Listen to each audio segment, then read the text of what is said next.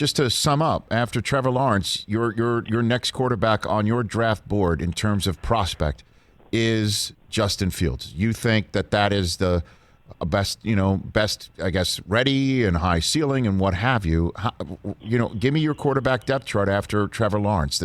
Forget about which after teams. Trevor, it's Justin Fields. It's not a mock draft, just from a ratings perspective. Correct. It would be Justin Fields, then Zach Wilson, then Mac Jones, then Trey Lance. And they're all very close. I mean, let's face it, they're all, after Trevor, who I think is one of the best quarterback rating-wise of all time, up there with John Elway and Andrew Luck and Peyton Manning. He would be fourth on my all-time list. So I think after him, you get down to who's the second quarterback. And that's very debatable. I mean, it's not. I've been consistent with Justin all along. I waited to see the playoff game, and the way he performed like a champion against Trevor in that semifinal game, I think, cemented it for me that I was going to be consistent and not change and not have a reaction to two subpar games in a COVID year. And a Northwestern game, Rich, he was not 100% for. He was not 100% for that game. He didn't have Chris Olave for that game. So I look at that and say, okay, Trey Lance didn't play well against Central Arkansas.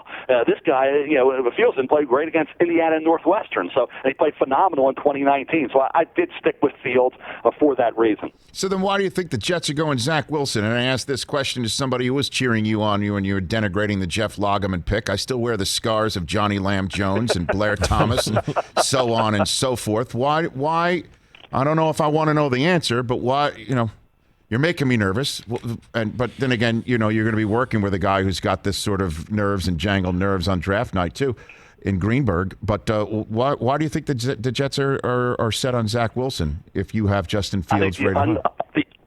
The undeniable arm talent. The year he had, Rich, was phenomenal. Now, granted, it was against an inferior schedule, but he came back from that shoulder surgery. Did not play great in 2019. He had shoulder surgery, and he struggled. Okay, he was fumbling the ball. He was making some bad throws, bad decisions, and this year he looked like a completely different quarterback. A little bit bigger, a little stronger, and just better overall, better feel for the position. And he had good talent around him. He had some receivers going to have a chance. Dax Milne's going to have a chance to play in the NFL. Obviously, Brady Christensen, the left tackle, is going to have a chance to play in the NFL. So he had some talent around him, but I just think that Joe Douglas fell in love with the talent and said, okay, I love this kid. I can reset the clock.